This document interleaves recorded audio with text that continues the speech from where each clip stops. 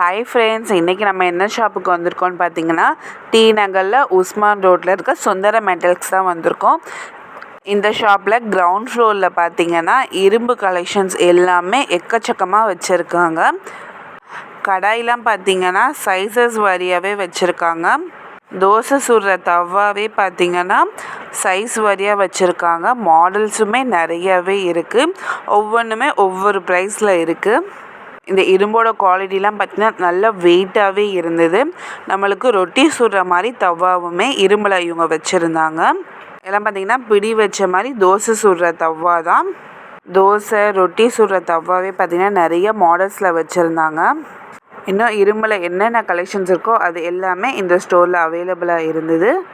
இரும்பில் பார்த்திங்கன்னா குட்டி மினியேச்சர் செய்கிற மாதிரி கலெக்ஷன்ஸ் எல்லாமே இருந்தது.